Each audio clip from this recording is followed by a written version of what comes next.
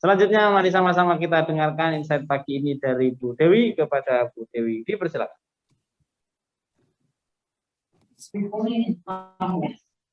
Suara sudah keterima? Sudah Bu, aman. Bismillahirrahmanirrahim. Assalamualaikum warahmatullahi wabarakatuh. Waalaikumsalam warahmatullahi wabarakatuh. Bismillahirrahmanirrahim. La haula wala quwata illa billah. Asyhadu an la ilaha illallah wahdahu la syarikalah wa asyhadu anna Muhammadan abduhu wa rasuluh la nabiyya ba'dah. Alhamdulillah, segala puji bagi Allah yang telah memberikan rahmat, nikmat, dan karunia kepada kita semuanya, sehingga sampai saat ini kita diberi kesehatan. Yang mudah-mudahan kesehatan kita tidak hanya sehat lahirnya saja, juga Allah sehatkan juga batin kita, karena lahir itu ya, atau raga kita atau tampilan fisik kita itu adalah refleksi dari batin kita ya. Ketika batin kita beres, tenang, nikmat, dekat dengan Allah, pasti akan mempengaruhi bagaimana cara kita bermuamalah, berinteraksi dengan orang lain, bagaimana cara kita bekerja ya. Bahkan kesehatan, kinerja kita, kemudian muamalah kita, semuanya itu berawal dari keberesan dari kondisi batin kita ya. Kalau batin kita pada Allah itu dalam kondisi yang sedang baik, hati kita dalam keadaan dekat dengan Allah, insya Allah itu akan memudahkan untuk urusan yang lainnya. Salawat dan salam semoga senantiasa kepada kita curahkan. Kita berikan kepada Rasulullah Sallallahu Alaihi Wasallam beserta keluarganya, sahabatnya, dan para tabiin. Semoga tetap istiqomah di kita semuanya, tetap istiqomah di jalannya Allah ya. Saya tertarik dengan apa yang disampaikan inspirasi tadi ya. Saya pernah bertemu dengan seorang ustadz mengatakan seperti ini. Saya pernah mengajar ketika setelah lulus sekolah, kemudian dia mengajar di sebuah sekolah madrasah ya. Dia diberi gaji itu 500.000 ya. Di sana dia 1 tahun ya mengajar. Setelah itu kemudian dalam jangka waktu 1 tahun itu kemudian ada tawaran lagi mengajar di tempat yang lain ya, dengan gaji 4 juta rupiah. Setelah itu dia tanya sama temannya, wah hebat ya Ustadz, ya alhamdulillah ya sekarang bayarannya sudah 4 juta ya, padahal dulu enaknya di tempat sekarang katanya gitu. Ustadz itu mengatakan bahwa saya insya Allah tidak menilai dari gaji saya sekarang yang 4 juta. Tapi mungkin saja saya mengajar dengan gaji 4 juta sekarang ini adalah berkah dari saya dulu mengajar di tempat dengan gaji 500.000. Nah, jadi sebenarnya bukan berarti kerja kita dinilai oleh nominal dan oleh penghargaan dari manusia dan sebagainya. Tetapi terkadang apa yang kita lakukan, apa yang kita share, yang kita bagikan kepada orang lain tanpa kita memperhitungkan gitu ya apa yang akan orang lain beri kepada kita ya, insya Allah kita berikan secara tulus, secara ikhlas, biar Allah yang akan menilai dan akan membalas semua kebaikan kita. Justru itu akan menjadi berkah dari mungkin saja segala segala kemudahan dari dunia kerja atau segala macam yang terjadi pada saat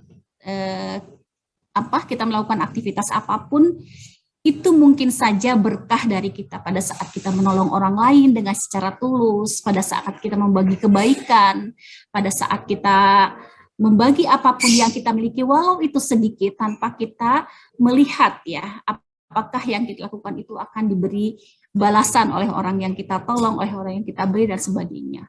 Jadi keberkahan itu jauh lebih mendapatkan nilai kemuliaan kita di hadapan Allah daripada nilai nominal ya, karena nilai nominal itu kan nilai nominalnya manusia, tapi keberkahan itu adalah tidak bisa dinilai ya oleh nominal atau apapun. Nah, saat ini saya akan tertarik untuk mengangkat sebuah banyak pertanyaan ya dari beberapa klien saya juga ya. Katanya begini, Bunda, kenapa sih kok ada orang yang sering ikut kajian, kemudian sering ikut taklim, ikut pelatihan, workshop, seminar, bahkan yang berinvestasi sekalipun dan dapat sertifikat gitu ya. Tapi kok kayaknya hidupnya kok gitu-gitu aja gitu, kayak nggak ada perubahan sama sekali, kayak nggak ada perkembangan sama sekali. Apa sih yang menyebabkan orang seperti itu gitu ya? Banyak sekali pertanyaan seperti itu, sehingga saya tertarik untuk dibahas di sini gitu ya. Nah, jika itu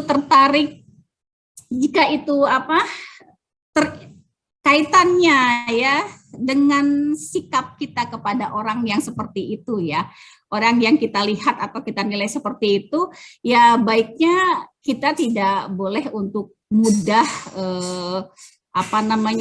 memvonis ya kepada orang itu, karena kita kan tidak menjalani kehidupan dia gitu ya. Mungkin saja dia sudah sangat luar biasa berusaha untuk merubah kualitas hidupnya, tapi mungkin karena terkendala banyak hal, akhirnya merasa kesulitan gitu ya untuk merubah. Akhirnya memang saya juga sering melihat ada beberapa ya orang-orang yang seperti itu, tetap ikut-ikut taklim, kajian, pelatihan dan segala macam, tapi tetap hidupnya tetap begitu-begitu aja. Maksudnya begitu-begitu aja itu dari mentalnya, dari sikapnya, dari aktivitasnya gitu ya. Dia tetap sering emosian gitu, mudah marah, kemudian mudah banget berburuk sangka kepada Allah, kepada orang lain gitu ya. Kemudian fungsi dalam keluarganya tetap seperti itu, seperti berantakan, dia mengurus rumah tangganya berantakan, anak-anaknya juga berantakan gitu ya. Padahal dia terlihat rajin sekali gitu ya, ikut-ikut acara-acara yang positif gitu. Nah, begitu ya, kita kepada orang lain memang tidak boleh mudah untuk memvonis ya, karena ternyata setelah orang itu datang kepada saya ya, kemudian menanyakan kenapa ya, ternyata begitu banyak hal gitu ya yang memang terkendala dia. Dan memang untuk orang yang sedang dalam kondisi, sedang dalam masalah gitu ya, atau sedang terpuruk dan sebagainya, ketika kita mempunyai ilmu ya, beri dia ilmu, beri dia edukasi, apapun yang kita mampu lakukan agar dia bisa menolong dirinya sendiri keluar dari masalahnya. Ya, sikap kita seperti itu kepada orang lain. Nah, kalau seandainya itu berkaitan dengan diri kita sendiri, apa sih yang kita bisa ambil pelajaran ya dari orang-orang yang kita lihat seperti itu gitu ya? Apa yang bisa kita ambil pelajarannya? Nah, salah satu aplikasi dari Iqra itu ya, memang kita harus untuk bisa saling belajar gitu ya, saling belajar dari orang lain gitu ya, satu sama lain kita saling belajar. Nah, apa sih yang harus kita pelajari ya? Yang harus kita pelajari itu dari kondisi seperti itu apa gitu? Ya, bahwa ternyata ada 3 jenis manusia ya. Manusia yang pertama, dia memang belajar ya, mengumpulkan ilmu tuh dia hanya untuk koleksi saja gitu, hanya untuk koleksi saja. Bahkan dia bisa saja dia rajin menulis gitu ya, rajin mencatat, bahkan bukunya tuh banyak, itu hanya sebagai perpustakaan aja, bahkan lama-lama akan menjadi museum gitu ya. Jadi hanya sampai sebatas mengumpulkan ilmu gitu ya, mengumpulkan materi saja. Catatannya banyak, dibiarkan begitu saja, bahkan menjadi museum, bahkan menjadi perpustakaan pribadi, tapi ilmu itu tidak pernah menjadi apa-apa. Itu jenis yang pertama ya. Mungkin dia mempelajari ilmu itu, tapi hanya sebatas mempelajari gitu ya, hanya sebatas mempelajari saja. Kemudian yang kedua, orang yang menerima ilmu, setelah dia terima itu diendapkan ilmunya, kemudian ditafakuri. Agar apa?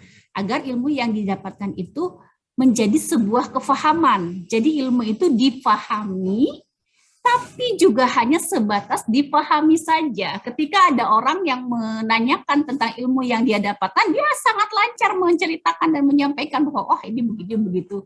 Semua pertanyaan dia bisa jawab dengan lancar. Tapi kembali lagi ini hanya sebatas dipahami saja. Belum menjadi apa-apa untuk kehidupan dia. Dan ini yang ketiga. Nah, yang ketiga ini adalah level yang tertinggi orang dalam menerima ilmu, yaitu menerima ilmu dengan dimaknai. Maksudnya dimaknai itu apa? Ya, jadi memang saya tertarik dengan pepatah sufi yang mengatakan bahwa gemar mengumpulkan ilmu itu tidak berarti engkau berkembang. Engkau berkembang hanya ketika apa yang kamu ketahui itu akan merubah bagaimana caramu dalam menempuh kehidupan. Nah, ini namanya ilmu yang dimaknai. Ya. Jadi coba cek diri kita. Kita kan sering sekali ya menerima ilmu, sering sekali menerima insight, sering sekali bahkan ikut pelatihan dan sebagainya. Coba kita cek kembali, ilmu yang kita dapatkan itu sudah menjadi apa sih dalam diri kita? Apakah hanya sebagai kita kumpulkan menjadi koleksi pribadi, koleksi ilmu saja, koleksi pengetahuan saja? Apakah cukup kita hanya sampai kepada titik dipahami saja sehingga orang lain ketika diskusi kita, ketika debat dan sebagainya kita menjadi sebuah seorang yang hebat gitu ya dalam diskusi, atau sudah benar-benar memaknai? Nah, apakah benar-benar ilmu itu sudah diaplikasi, sudah merubah cara kita dalam menempuh kehidupan ini? Kita sudah merasa mudah ketika menghadapi masalah, ilmu itu membuat kita menjadi lebih dekat kepada Allah, kemudian ilmu itu sudah merubah, ilmu itu apakah benar-benar sudah merubah cara kita dalam menempuh kehidupan ini? Mari kita cek kembali. Ini menjadi sebuah ini juga ya buat saya, reminder juga ya buat saya. Jadi walaupun setiap hari, setiap waktu kita sudah benar ya menjadikan pertemuan dengan siapapun dan aktivitas apapun itu sudah menjadi ruang belajar untuk kita.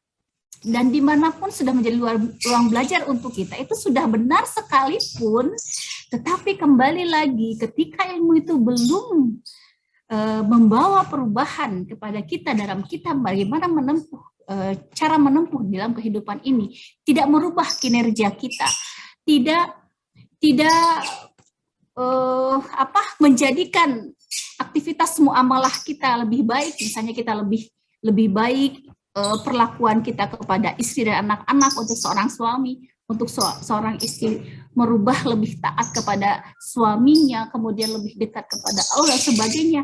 Ketika itu semua tidak ada perubahan di dalam diri kita, berarti kita adalah manusia yang belum mencapai level yang tertinggi dalam menerima ilmu.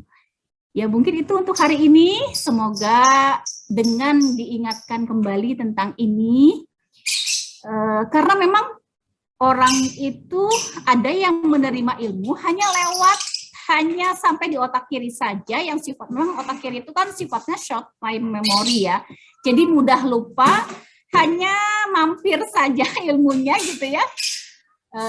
Biasanya orang yang sudah sampai pada level tertinggi itu, level dimaknai itu, ketika dalam menerima ilmu itu dia hadir utuh semua elemen dirinya. Tidak hanya hadir secara fisik, tapi pikirannya juga fokus ke situ, perasaannya ikut terlibat di dalam menerima ilmu, biasanya itu ilmunya masuk ke dalam bawah sadarnya. Sehingga itu kondisinya lebih kuat dan sifat dari ilmunya itu menjadi long time memory. Nah itu jadi mudah-mudahan kita ke depan dalam menerima ilmu, apalagi kalau kita tahu bahwa ilmu itu adalah penting banget gitu ya, itu daging banget gitu buat diri kita, ya kita harus siapkan gitu diri kita. Harus siapkan untuk menerima wadah ya seluas-luasnya agar ilmu itu benar-benar nempel melekat dalam diri kita, dan tidak hanya melekat tapi itu menjadi sebuah program, menjadi sebuah sesuatu yang terinstal dalam diri kita, sehingga cara kita dalam menempuh kehidupan ini menjadi naik kualitasnya. Mungkin seperti itu untuk hari ini ya teman-teman. Baik, Bu. Dan akan merubah ya diri kita semua agar mencapai kualitas yang tertinggi dalam menerima ilmu. Ilmu itu hanya sampai ke titik dimaknai. Sehingga dari hari ke hari adalah lebih baik, sehingga kita menjadi orang yang beruntung bahwa hari ini lebih baik dari kemarin dan hari esok lebih baik dari hari ini. Wabillahi taufiq wal hidayah, walafu minkum. Assalamualaikum warahmatullahi wabarakatuh. Waalaikumsalam warahmatullahi wabarakatuh. Terima kasih pada Bu Dewi atas insight-nya pagi ini yang luar biasa mengingatkan kepada kita. Semoga kita menjadi orang-orang yang berilmu, ilmunya bermanfaat, dan kita mampu memaknainya sehingga kita bisa menjadi orang yang senantiasa lebih baik setiap harinya. Amin ya rabbal alamin.